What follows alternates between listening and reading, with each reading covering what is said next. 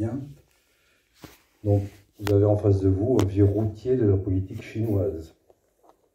Il a parcouru ce pays, il a fréquenté ses dirigeants, il a beaucoup écrit dessus. Il a fait le choix de revenir et depuis il a écrit plusieurs livres, notamment le dernier c'est une bande dessinée sur la Chine, qu'on peut procurer dans toutes les bonnes librairies. Et par ailleurs, il a une chronique que vous pouvez trouver sur Internet, il a un site où, si vous allez le consulter, vous serez au courant de ce qui se passe en Chine, à travers donc l'expérience de quelqu'un qui a passé plusieurs décennies. Alors, je lui ai demandé d'intervenir aux tribunes, c'est pas la première fois qu'il intervient, il était là déjà l'an dernier, et j'avais trouvé son intervention tellement formidable, enfin intéressante, que je lui ai demandé de revenir. Aujourd'hui, évidemment, la Chine n'a pas très bonne presse. On parle de nouvelle guerre froide, enfin d'affrontement entre les États-Unis et la Chine, cette Chine qui est en train de devenir la première puissance économique mondiale, avec une Union européenne qui ne sait pas très bien sur quel pied danser. Bref, l'ambiance n'est pas très bonne et l'image de marque de la Chine n'est pas très bonne. Et j'ai demandé à Eric d'intervenir et de nous parler évidemment de son expérience chinoise et d'intervenir un peu à contre-courant justement de ce qui se dit sur la Chine. Ce que je lui ai demandé, c'est de, brièvement, puisqu'on n'a qu'une heure, de nous parler de la Chine et de ce qu'il y a de bon dans l'expérience chinoise. Aujourd'hui, où il est de si bon ton de la critiquer, il y a quand même des... Je pense, et il va nous le dire, il y a de bonnes choses à retirer de l'expérience chinoise et tout n'est pas à jeter dans ce qui se passe en Chine. Bon, Eric, je te laisse la parole. Voilà, eh bien, bonjour à tous. Merci d'être là présent pour m'écouter. Ma conférence a donc pour thème ce que la Chine peut nous apprendre. Un titre, à vrai dire, un peu soft.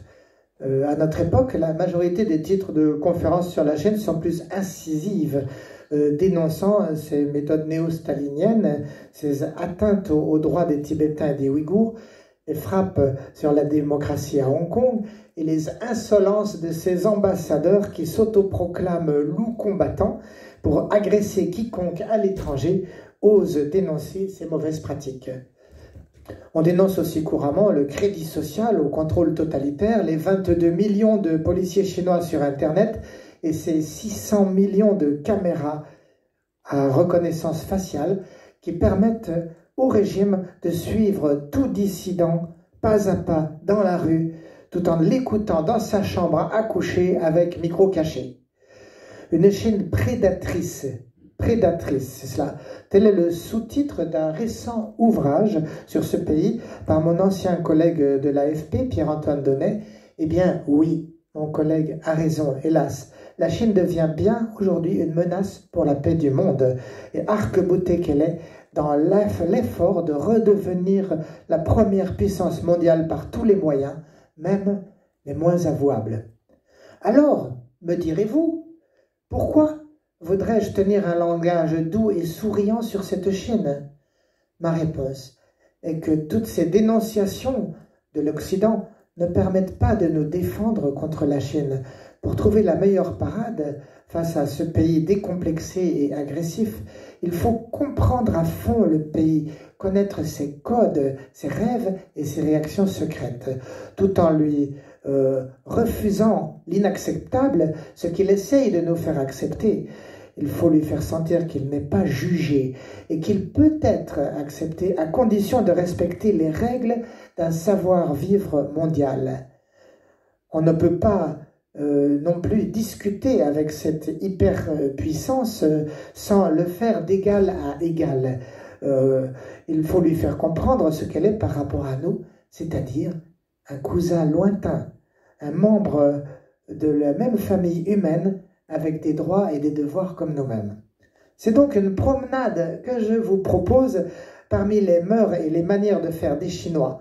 C'est un jardin de fleurs toujours inattendues. Certaines sont oubliables, mais d'autres où l'on voit les Chinois faire mieux que nous et nous suggérer parfois un peu d'inspiration à l'heure où nous devons réinventer notre propre avenir. Je voudrais d'abord vous emmener dans le Shanghai de 1989, lors de ma première découverte de la ville. J'étais allé à Pudong, sur l'autre rive du fleuve Phu, à l'époque encore pratiquement inhabité. Face à la ville de lumière qu'était Shanghai, le contraste était complet. Sur un rivage, il y avait le Bund et la rue de Nankin, les grands magasins et les immeubles haussmanniens qui avaient logé les banques internationales jusqu'à la libération de 1949.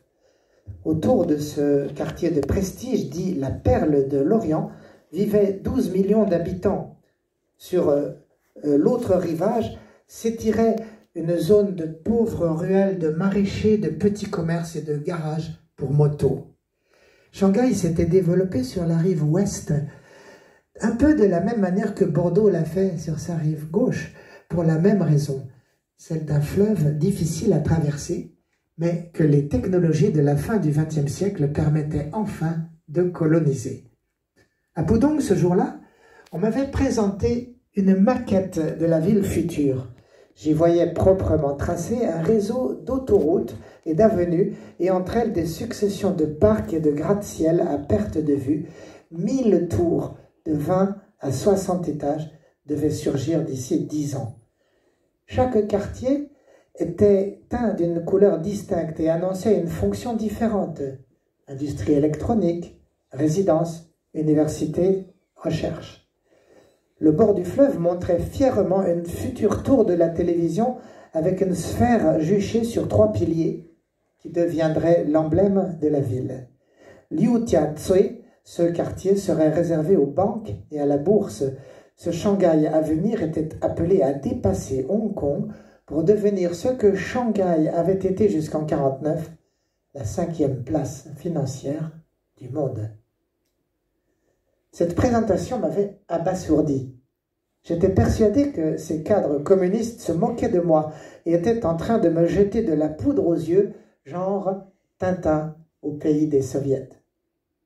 Et pourtant, rien qu'un an plus tard, je devais constater qu'on ne m'avait pas menti. Une à une, les tours surgissaient, reliées au Shanghai riche, de l'autre rive, par une demi-douzaine de ponts et de tunnels, en centaines de millions de dollars, financés par la Banque mondiale ou par la Banque asiatique de développement.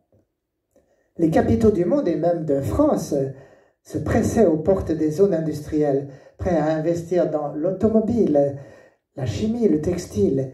Des provinces de l'intérieur, par milliers chaque jour, les migrants paysans descendaient du bus ou du train avec leurs baluchons pour embaucher dans les usines et aider la ville à inonder la terre entière de ses ordinateurs portables. Shanghai, pourtant, partait de très bas. En 1949, la ville avait été lourdement punie par la Révolution, lui reprochant son passé capitaliste, ses bordels et son trafic d'opium. Dans les années 50, 500 000 petits patrons d'affaires avaient été exécutés, d'autres ne devant leur salut que dans un exil précipité. Et pire encore, parmi les usines qui n'avaient pas été incendiées, Mao Tse-tung avait fait démonter la plupart pour les réinstaller 2 à 3 000 kilomètres plus loin, à l'intérieur des terres. Mais comment la ville avait-elle fait pour ressusciter de la sorte? À ce sujet, une légende circulait alors dans ce Pékin que je connaissais. À peine terminées les destructions shanghaïennes, un groupe de cadres de la nouvelle administration socialiste s'était réuni avec les derniers diplômés de l'Ancien Régime pour concevoir la ville future, en intégrant Pudong, la friche urbaine de l'autre bord du fleuve. Architectes, urbanistes et juristes travaillaient à ce Shanghai de l'avenir. Pékin, le comité central, n'était pas au courant. Même durant la révolution culturelle, les travaux de planification continuaient, traçant les ponts, les avenues, les quartiers à construire. Un jour plus tard, Shanghai ne voulait pas mourir. Leur jour devait venir 40 ans plus tard, une fois Mao décédé et Deng Xiaoping au pouvoir. Sous ce nouveau règne réformateur, Shanghai pouvait sortir ses plans des tiroirs, ceux du métro, des tours, des zones portuaires et des ceintures vertes maraîchères. Le mouvement s'accéléra après 1989, quand une équipe de politiciens de Shanghai reprit le pouvoir national à Pékin, poussant à la démission l'ancienne équipe discréditée par le massacre de la place Tiananmen. Le nouveau président Jiang Zemin était de Shanghai. Ainsi, par discipline, autour d'un projet à très long terme, Shanghai avait pris le monde entier par surprise. Le premier atout de la Chine, c'était celui-là, sa capacité de discrétion, de secret, même à elle-même. Seconde étape de notre promenade à travers le jardin chinois, je voudrais vous présenter 2 proverbes qui cristallisent les croyances millénaires. Tout le monde en Chine les connaît et ils servent un peu de guide moral aux gens de manière à se repérer dans les situations difficiles. Le premier proverbe nous dit que le vieillard de la montagne a perdu son cheval. Mais qui saurait dire si c'est une perte ou bien un bien? Tout comme le relief du pays, la vie des Chinois est une montagne, une vallée, avec un versant dans l'ombre et l'autre ensoleillé. Un peu comme dans le système du yin et du yang, il y a toujours 2 aspects en toute situation et quelque chose quelque part à faire fructifier. On n'est pas ici dans un fatalisme islamisant, car ce proverbe est laïque, sans origine religieuse, comme tant de proverbes de chez nous issus de la Bible. Aussi, ce proverbe et toute la culture chinoise confèrent à l'homme une liberté d'action beaucoup plus généreuse que beaucoup d'autres cultures monothéistes. Tous les Chinois sont invités à se dépêtrer dans leur vie quotidienne et à réagir et à résister en permanence pour avancer et se réaliser et à cultiver leur huoli qui signifie l'énergie vitale. Le second proverbe est nettement plus inquiétant, moins positif. Ce qu'il préconise est de montrer du doigt le cerf tout en prétendant qu'il s'agit d'un cheval. Le proverbe est tiré d'un fait historique au IIe siècle avant Jésus-Christ. Un empereur décédait et laissait un héritier jeune et sans expérience. Sous la conduite d'un régent, le cruel général Cao Cao, qui rêvait d'usurper le pouvoir, donc de devenir le vizir à la place du calife. Mais Cao Cao se demandait s'il serait suivi. L'affaire était complexe. S'il ne réussissait pas, il serait arrêté et exécuté. Il a donc imaginé ce stratagème d'inviter toute la cour dans un parc et de montrer au jeune futur empereur un cerf tout en lui disant « Sire, admirez ce cheval ». Tombant dans le panneau, l'impérial Blanc-Bec l'a contredit, rectifiant que c'était un cervidé. Alors le régent a demandé à chaque courtisan ce qu'il avait vu, et il a noté les réponses individuelles. Obtenant une majorité de cerfs, car les courtisans avaient été rapides à comprendre que ce jeu en forme de devinette était en réalité un vote entre l'empereur et le régent. Et la nuit suivante, Cao Cao n'avait plus qu'à faire exécuter le malheureux héritier, accompagné de tous ceux qui avaient répondu un cheval, c'est-à-dire la vérité. Ce faisant, le général Félon fonde en l'an 211 la première dynastie de la Chine moderne. Elle est basée sur la terreur et n'a jamais cessé jusqu'à ce jour. Cette anecdote antique nous révèle qu'en Chine, la valeur ultime n'est pas dans la vérité, mais dans le pouvoir d'un maître, bien plus capable que toute autre chose de vous protéger et nourrir que la vérité, qui est un concept abstrait et pâle. Ce proverbe est à la base du mensonge d'État pratiqué quotidiennement par le parti, et il est à mon sens aujourd'hui l'obstacle numéro 1 du passage de la Chine moderne à la communauté mondiale, au dialogue avec nous. Je passe à présent à une autre gamme de manières chinoises. Je voudrais vous parler d'un film documentaire qui s'appelle Annie et qui est sorti l'an dernier. Il décrit la vie à Taliu, pauvre village perché dans l'Anhui à l'ouest du pays.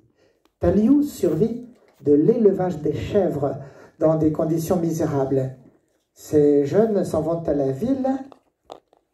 Ces jeunes s'en vont à la ville et le village risque de mourir. Le conseil des anciens, qui est à Taliu, comme dans tous les villages, beaucoup plus important que les cadres du parti, le maire ou le secrétaire, décide de reconvertir Taliu à un métier nouveau, le tourisme rural. Ainsi, jeunes et vieux commencent à équiper les chambres chez eux, fabriquer des lits, installer des douches chaudes.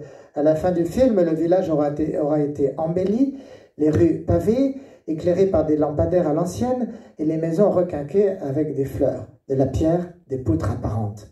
Les touristes arrivent, les touristes chinois, venus de la ville, un peu comme un retour aux sources. Au village, cela apportera un peu d'argent, des emplois, de l'espoir. Du coup, les jeunes vont cesser de migrer vers la ville. À la fin du film, on ignore si cette reconversion va réussir, car il ne faut pas se bercer d'illusions. Une part importante de ces villages de Chine est amenée à disparaître, leurs jeunes allant rejoindre les hordes de 10 millions de pauvres qui chaque année migrent vers les villes. Mais Taliu a plus de chance que d'autres par ce plan audacieux, par le courage et la cohésion de ses familles, qui est une autre des vertus de ce pays. Sans en avoir l'air, Vent du Sud, un autre film de l'an dernier, offre une rupture par rapport au cinéma chinois traditionnel, et il le fait par son style plus décontracté et moderne. Une équipe de tournage accompagne en voyage un couple de sexagénaires qui vient de tout plaquer pour s'offrir un camping-car.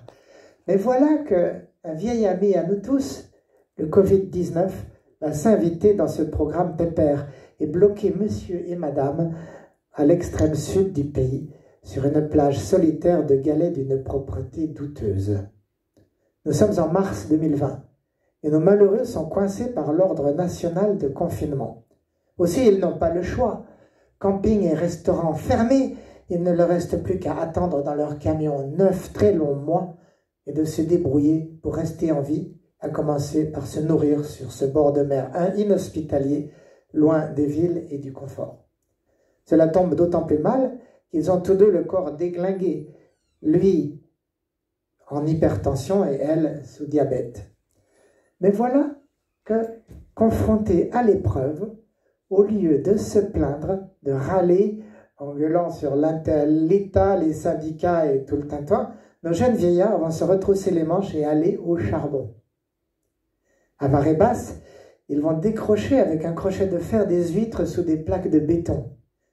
Aux pêcheurs retournant de la mer, ils vont acheter des poissons les pieds dans l'eau. De la sorte, en se donnant du mal, ils vont résister. Ils vont en être fiers de s'être pris en charge. Loin de s'apitoyer sur eux-mêmes, ils vont rigoler d'eux-mêmes, de leurs corps qui ont vieilli. Mari et femme, ils vont tous deux, se soutenir. Seul moyen de tenir bon et de préserver l'essentiel, estime de soi. Aussi, lorsque 9 mois plus tard, en décembre 2020, les haut-parleurs décrètent la fin du confinement, nos personnages sont renforcés par l'air du large, prêts à repartir plus fort qu'avant le Covid, qui finalement a été pour eux l'occasion d'une belle leçon de vie. Décembre 2020, chers amis, ce n'est pas très loin de maintenant. À cette même époque, ici en France, on n'était pas si bien qu'eux. On était en plein désarroi. Cette fois, c'était la Chine qui était en avance sur nous. Partant de zéro, loin de se désespérer, sans hésiter une seconde, nos deux héros avaient fait l'inventaire de leurs atouts et ils s'étaient reconstruits pour faire du positif avec du négatif. Et c'est ça la Chine.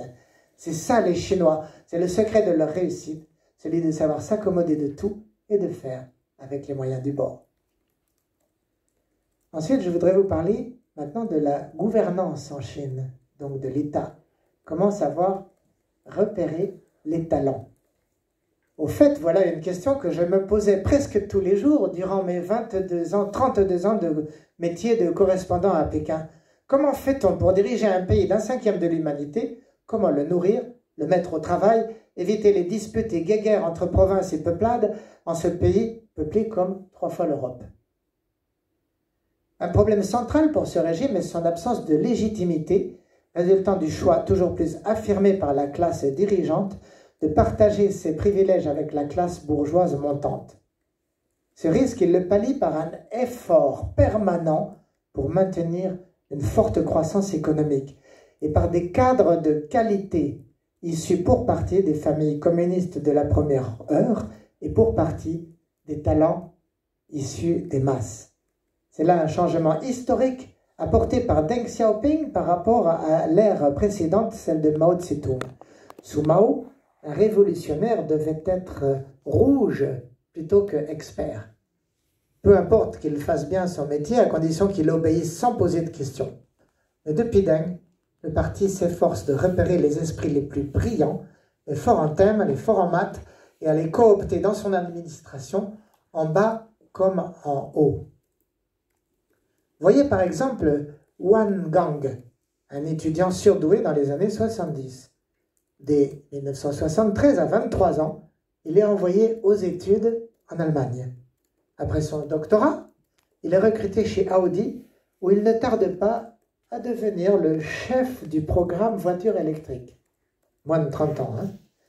Après, en 2000, il fait le choix de quitter cette carrière en or, où il pantouflait joyeusement, pour retourner en Chine, bardé de savoir-faire sur toutes les techniques allemandes, européennes, d'électronique, de batteries, de recharge, de motorisation hybride.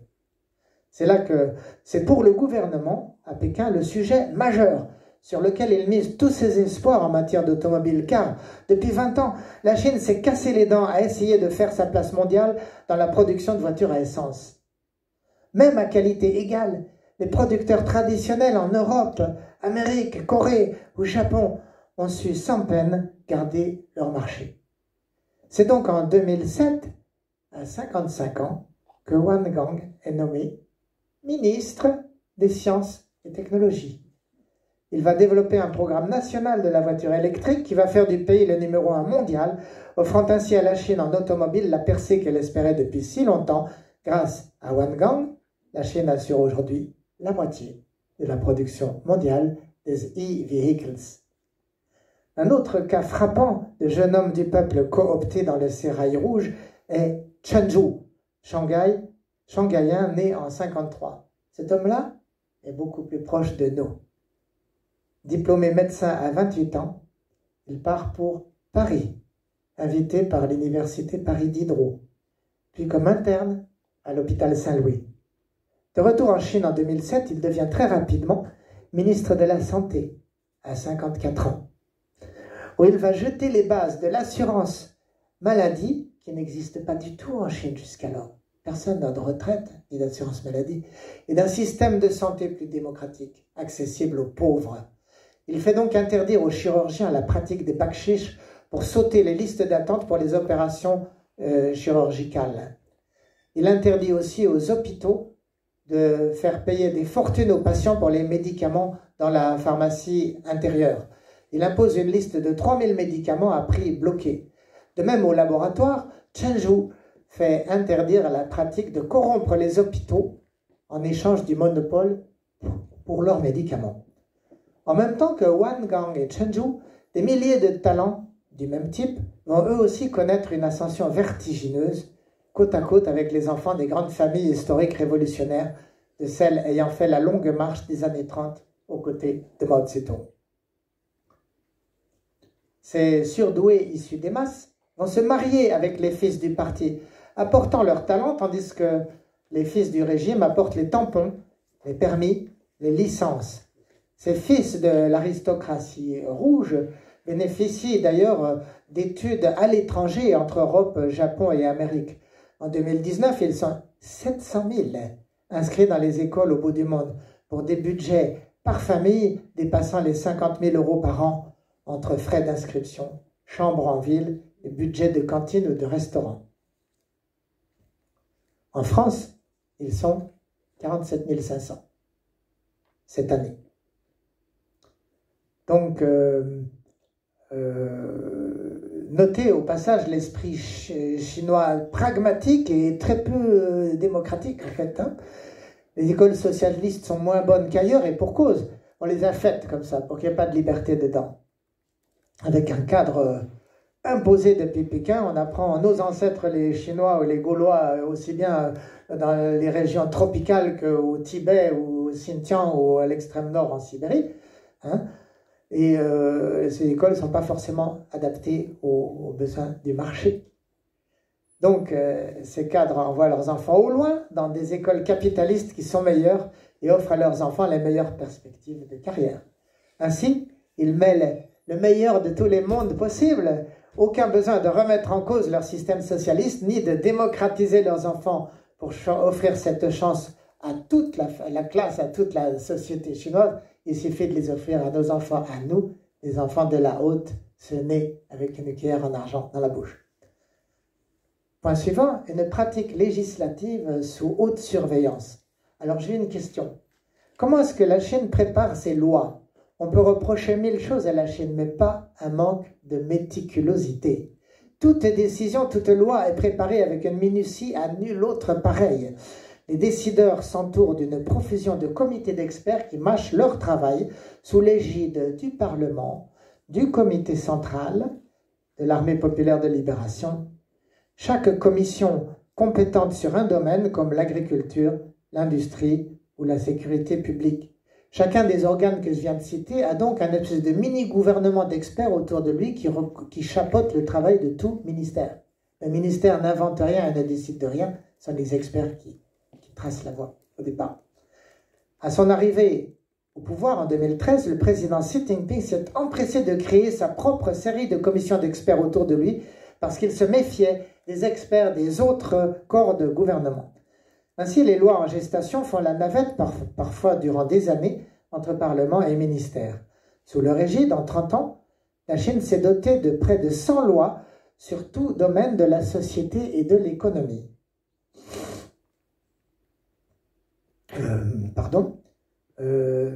Donc c'est une immense modernisation car les lois précédentes datant de Mao étaient idéologiquement biaisées, inapplicables face aux ambitions chinoises de devenir l'usine du monde.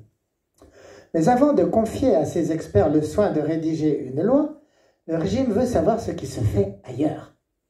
Il va donc envoyer ses enquêteurs en France, en Angleterre, en Allemagne, aux États-Unis, au Canada, au Japon, etc., dans tous les pays développés pour comparer les différentes lois sur un sujet donné, de la protection des brevets à la couverture retraite.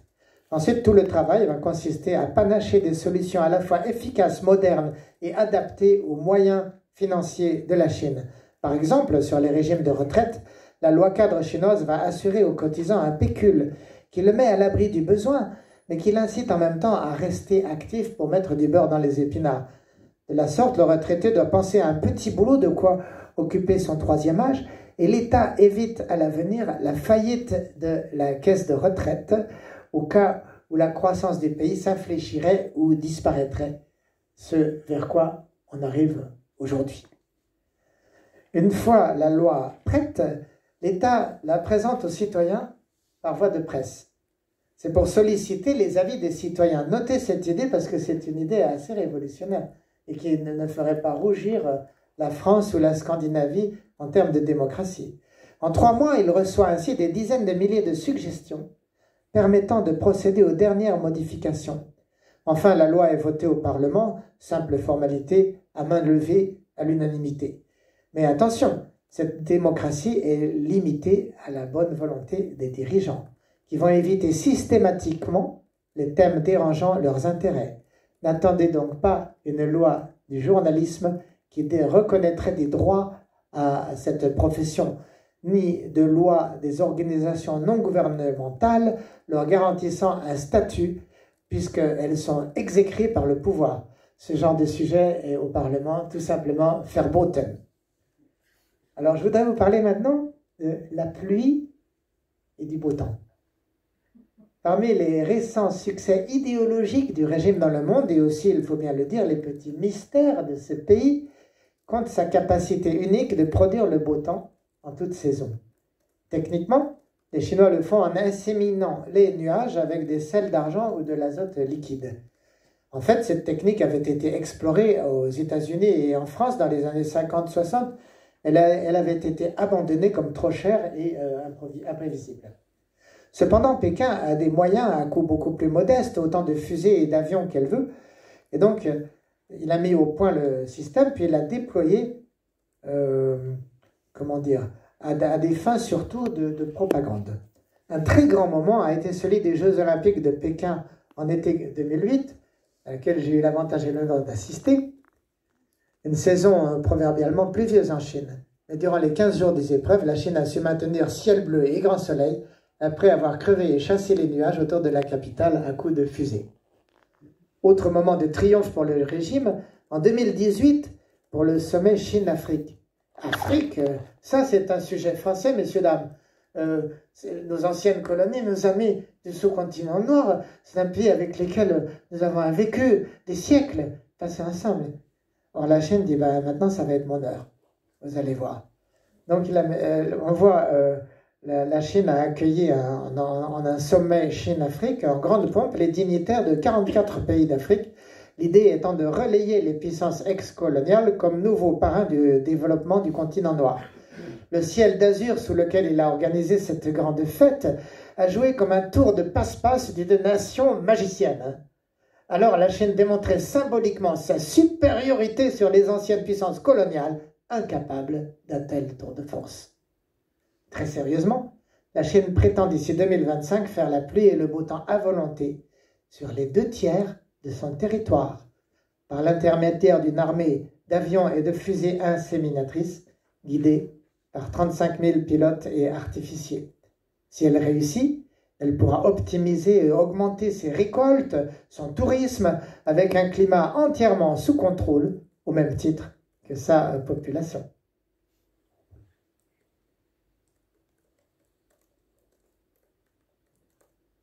Alors, j'arrive déjà pas très loin de ma conclusion. Je voudrais vous parler du Covid, la Chine superstar. Je voudrais à présent évoquer la manière dont la Chine a géré le Covid. Ce sujet semble mieux que tout autre cristalliser les succès de la Chine et ses contradictions, avec en point d'orgue la question à trancher si sa victoire est terminale ou bien fragile, celle d'un colosse au pied d'argile. Avant tous les autres pays, la Chine a subi le Covid à partir de novembre 2019, virus d'une chauve-souris qui s'est virus qui s'est transmis à l'homme après avoir muté dans une espèce animale intermédiaire, aujourd'hui encore non identifiée. La chauve-souris avait son habitat en province du Yunnan et le fléau a frappé l'homme à Wuhan dans le Hubei, à 1500 km de là. Soit de façon naturelle dans un marché de gibier, soit plus vraisemblablement dans un laboratoire dont il se serait échappé. Là encore, on ignore les détails. Premier constat, entre le premier cas humain détecté en novembre 2019 et le plan de défense en mars 2020, il s'est passé 5 mois. Pendant ce temps, le parti a cherché à faire taire les lanceurs d'alerte, dont un a d'ailleurs compté parmi les premiers morts de l'épidémie. Le parallèle s'impose avec l'épidémie de SRAS de 2003, également partie de Chine, où là aussi, le régime avait mis 5 mois avant de prendre l'initiative. En apparence, donc, le parti n'a rien appris de la leçon reçue 16 ans plus tôt. Comme quoi, pour endiguer une menace virale, l'urgence et la coopération mondiale sont essentielles. Agissant comme il l'a fait, le parti a raté la chance d'épargner le Covid au reste du monde. Même son attitude face à l'OMS est ambiguë, car si d'une part, il lui a fourni en quelques semaines les souches du nouveau virus, il a par la suite systématiquement empêché l'Organisation mondiale de remonter au patient zéro. Mais après ces 5 mois, le régime s'est ressaisi en une réaction vertigineuse. À partir de mars, en 15 jours, tout le pays a été fermé de main de fer. Magasins, cinémas, parcs et frontières et hôtels. Un peu comme dans notre film tout à l'heure. Dès lors, la population a été confinée manu militari à la maison avec juste le droit pour un membre par famille de sortir 1 à 2 fois par semaine pour acheter de quoi se nourrir. Le reste étant confié aux commandes en ligne. Pendant ce temps, le régime adaptait son système de surveillance policière pour en faire le plus sévère passe sanitaire du monde. 5 de ces laboratoires travaillaient aussi jour et nuit à produire des vaccins moins efficaces qu'en Occident, mais tout de même à 50% de réussite. Il en produisait jusqu'à ce jour de quoi immuniser parfois de force des milliards de doses et près de 80% de sa population. De la sorte, dès décembre 2020, les gens pouvaient ressortir libres de chez eux, sinon du pays, et la Chine était le premier pays affranchi du Covid. Ces limites, cela dit, restent aujourd'hui très fortes. Interdiction de facto de quitter la ville, voire la province, et confinement d'1 mois après tests multiples pour quiconque pénètre le pays, ou bien pour tout périmètre autour d'un cluster. Et pour les Jeux olympiques d'hiver qui commence à Pékin, sportifs et commentateurs étrangers par dizaines de milliers vont être confinés de manière bien plus sévère qu'ils viennent de l'être pour ceux de Tokyo cet été. Pendant ce temps, le Parti communiste chinois travaillait politiquement dans deux directions. Il brouillait les pistes vers l'origine du virus, interdisant à l'OMS toute recherche virus, et en même temps, il agissait par petites touches pour suggérer que le virus était venu des États-Unis, lesquels d'ailleurs, soyons honnêtes, faisaient la même chose, mais avec plus de vraisemblance. Les États-Unis ne se privaient pas de dire que ça venait de Chine. Au plan intérieur, le résultat de cette campagne d'agite-propre a été très profitable au parti. Aujourd'hui, la population en général se sent protégée, elle en est satisfaite et elle attribue le résultat au parti. C'est le mythe de la Grande Muraille qui renaît, un mythe séculaire qui est modernisé pour l'adapter à la situation du Covid. Derrière sa muraille réglementaire, à l'intérieur de la Chine barricadée, les Chinois vivent une liberté et une sécurité parfaite dont sont privés les pauvres barbares que nous sommes à l'extérieur de la muraille. Nous qui... et ceci grâce au travail et à l'intelligence du Parti communiste avec Xi Jinping en son centre. Voilà. Ainsi, pour l'instant, aujourd'hui, Xi Jinping a gagné cette bataille de l'opinion chinoise et l'économie chinoise reste battante, comme celle de nos pays dépend des livraisons chinoises en biens multiples que nous ne produisons plus, à commencer par les médicaments. Nos gouvernements se gardent de poser au régime des questions trop embarrassantes et qui risquent de le fâcher. Alors, victoire à qui perd gagne? Eh bien, je dirais que la situation un peu trop confortable du parti et de Xi Jinping n'est pas garantie à long terme. En effet, au même moment, de vieux problèmes du passé se rappellent aux bons souvenirs du régime. Au plan économique, depuis Deng Xiaoping, le fer de lance de la croissance chinoise a été l'immobilier. Le Home Sweet Home de dizaines, centaines de millions d'appartements qui ont été vendus à la population très cher et que le Chinois achète à tour de bras, s'endettant ainsi pour 20 ans. Des centaines de fortunes en milliards d'euros ont été faites dans les 20 dernières années, les nouveaux Rockefeller chinois. Mais aujourd'hui, une série d'empires de l'immobilier sont au bord de la faillite, comme le groupe Evergrande de Canton, aux 250 milliards de dollars de dettes et 1,4 million d'appartements inachevés. Plus grave, la Chine a pour 90 millions d'habitants de logements neufs qui ne trouvent pas preneur. Et le secteur pèse pour 15 voire 20% dans le produit intérieur brut, mais est en train de se bloquer en conséquence logique de l'hyperlibéralisme aveugle d'un pays géré par une oligarchie de manias en concurrence.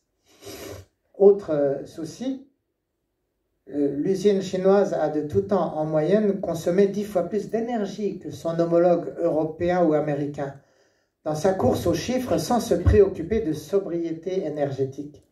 Et l'État a encouragé cela en multipliant les créations de centrales à charbon pour sortir à rythme exponentiel une énergie polluante et peu chère car subventionnée. Mais à présent, le charbon manque. La demande s'exacerbe et ces usines doivent arrêter les machines des heures, voire des journées entières. Une crise mondiale de l'énergie se profile où la Chine se retrouve soudain bien moins lotie que les autres, faute d'avoir pensé à faire payer son électricité à son juste prix et de l'avoir gaspillée.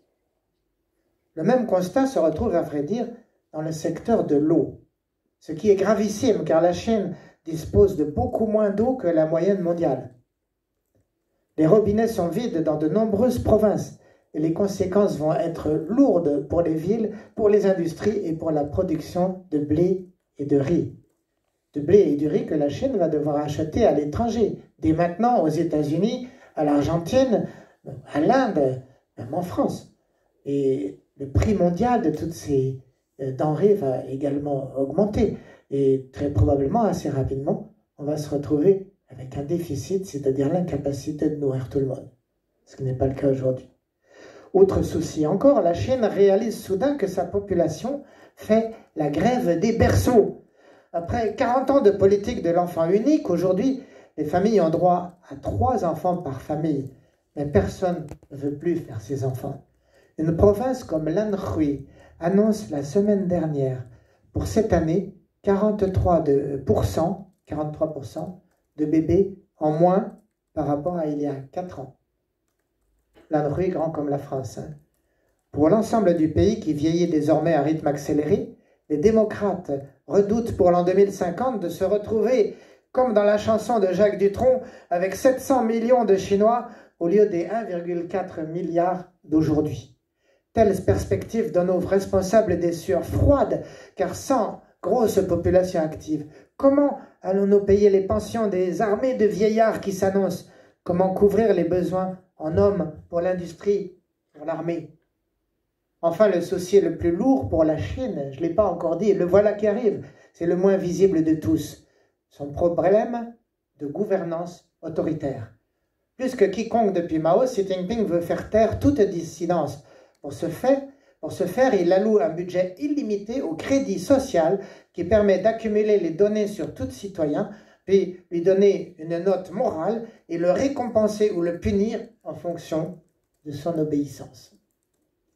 Mais sous cette cloche de bronze, la Chine perd la course à la créativité face aux autres nations, même la nôtre, avec lesquelles elle se retrouve forcément en concurrence. Que l'on parle d'université ou de recherche fondamentale, ou même de production, puisque nous recommençons à produire nos biens sur nos territoires. Donc de moins en moins, l'administration chinoise cesse de faire du zèle et de prendre des risques pour les beaux yeux du grand leader. La jeunesse chinoise fait pareil, et elle préfère se coucher, selon le mot à la mode, se coucher plutôt que de travailler dur et de s'épuiser à jouer le jeu du pouvoir. Pire que tout, la Chine est en train de perdre sa population d'étrangers qui transmettaient jusqu'à présent au pays ses expériences et son savoir-faire international. En 18 mois, Shanghai et Pékin, par exemple, ont perdu 50% de leurs expatriés, découragés par les règles draconiennes du confinement. Aussi, la Chambre de commerce européenne en Chine, sous la voix de son président Jörg Wuttke, tire les conclusions. La croissance chinoise actuelle n'est pas durable. J'ai pour vous une dernière anecdote, très récente, à vous confier. L'histoire de ce manager français dans une usine proche de Shanghai qui reçoit un soir après les heures de bureau la visite non annoncée de 2 hauts fonctionnaires locaux. Le maire, le secrétaire du parti de la ville qui fait 1 à 2 millions d'habitants. Avec des airs de conspirateurs, ces 2 fonctionnaires disent au manager français leur message. Surtout, nous vous en supplions, ne partez pas. Nous avons besoin de vous. Le message se passe de commentaires. Ces cadres du parti viennent transgresser secrètement la ligne de Xi Jinping pour exprimer leur appel à l'étranger et lui dire que contrairement au projet d'isolation nationale visé par le grand leader, eux ne conçoivent pas l'avenir du pays sans le monde. Ce faisant, ces cadres prennent un risque énorme. S'ils sont dénoncés, ils perdront leur poste et atterriront en prison. C'est la preuve que la Chine est proche d'un tournant et que Xi Jinping est contesté même en très haut lieu. Il m'est impossible d'aller plus loin dans l'analyse, sinon pour dire que la renaissance et la relance du pays devront attendre le départ de l'actuel omni-président. Chers amis, dernier mot avant de passer aux questions. Je vous signale que mon dernier ouvrage sur la Chine, Robinson à Pékin en bande dessinée, est en vente au stand de la librairie dans le hall du TNBA juste en face. 10 minutes après la fin de cet événement, je serai sur place pour dédicacer les ouvrages. Et sur ce, j'attends vos questions et je vous remercie de votre attention.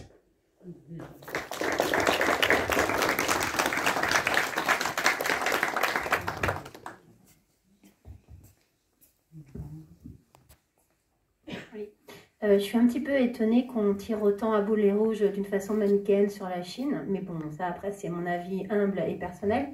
La question c'est, avez-vous parlé de, par exemple, du principe d'écologie qui rentre dans la constitution chinoise? Du principe de l'écologie, vous savez, le grand problème mondial qu'on a tous en ce moment. Parce que je pense que dans la constitution française, on n'a pas mis encore l'écologie comme grand principe fondateur. vous aurez remarqué que j'ai essayé de faire une différence très forte entre la Chine diabolisée et la Chine éternelle, celle du régime qui en ce moment vit une crise politique extrêmement grave. Elle n'est pas la seule, hein. Ah bah non, parce Nous non plus. On est aussi en crise politique très grave. Et le peuple chinois qui a sa sagesse, son humanité, sa compassion et sa bonté. C'est à cause de ce peuple chinois que je suis resté 32 ans sur place. Maintenant, je vais essayer de répondre à votre question. La thématique de l'environnement est un des plus grands succès de la Chine. Et effectivement, j'aurais pu en parler dans les plus. Mais j'ai essayé de faire un mix entre ce que je connais de la société chinoise, du peuple chinois et du gouvernement chinois. J'ai traité le gouvernement sous un angle tout à fait révolutionnaire et innovant, qui est la manière de créer les lois en Chine. Cette politique est très importante et c'est un grand succès. Le gouvernement a été averti très très tôt. Il y a une dizaine d'années, le président de Nestlé en Chine me confiait avoir été approché par un ministre chinois qui lui avait dit « Nous avons deux dangers de nature tels que nous serions en capacité de perdre le pouvoir. Le premier, c'est la corruption. Le deuxième, c'est la pollution. Et la corruption, Xi Jinping s'en occupe depuis son arrivée au pouvoir d'une manière terrible, tout en liquidant ses ennemis au passage, mais il prétend, punir les mouches, mais aussi les tigres, c'est-à-dire les petits cadres, mais aussi les plus gros. Et côté environnement, la Chine a fait énormément. Donc je peux citer, pour commencer, elle a autorisé, elle a accepté que l'ambassade des États-Unis mette sur son toit une antenne captant la pollution réelle et de donner par Internet les doses de pollution réelles, alors que d'après la Chine, on était toujours dans le vert. Donc en un an, ils ont commencé à dire qu'on était dans le rouge. C'était un changement conceptuel immense. Ils ont fermé toutes les usines autour de Pékin. Quand je suis arrivé à Pékin, à 1,5 km de chez moi, j'avais visité un jour une usine de moteurs de camions. C'était une usine antique qui fondait des blocs moteurs, qui alaisaient des roulettes, des arbres de transmission, des vilebrequins. C'était une pollution terrible et tout cela est au cœur de la cité, sur un terrain grand comme 4 terrains de football. Il y avait des cheminées terribles. Je me souviens d'une centrale thermique qui se trouvait juste à côté du Pai Masu, c'est-à-dire Pai Yunguan, c'est-à-dire le temple taoïste du cheval, au sud de la capitale. Cette centrale thermique avait été placée presque exprès pour punir les curés, les prêtres. On leur a mis une centrale à charbon contre leur mur, quoi. Maintenant, je pense qu'elle doit être fermée, cette centrale, mais je l'ai vue fonctionner pendant 20 ans, 25 ans. Peut-être qu'elle était encore ouverte quand j'ai quitté la Chine il y a 2 ans. Donc, 150 km autour de Pékin, il n'y a plus d'usines polluantes. Par contre, avec les vents et l'absence de montagnes dans cette région, c'est plutôt désertique. La pollution arrive toujours. Il faut nettoyer toute la Chine, depuis la frontière russe jusqu'à Canton. Ça fait 3000 km de long par 500 000 km de large à nettoyer. C'est un effort énorme. Ils font énormément de choses nouvelles et innovantes, y compris au niveau du... comment ça s'appelle, c'est la bourse des crédits carbone que nous avons en Europe, qui marche comme elle peut, mais les Chinois ont la leur aussi, et d'ici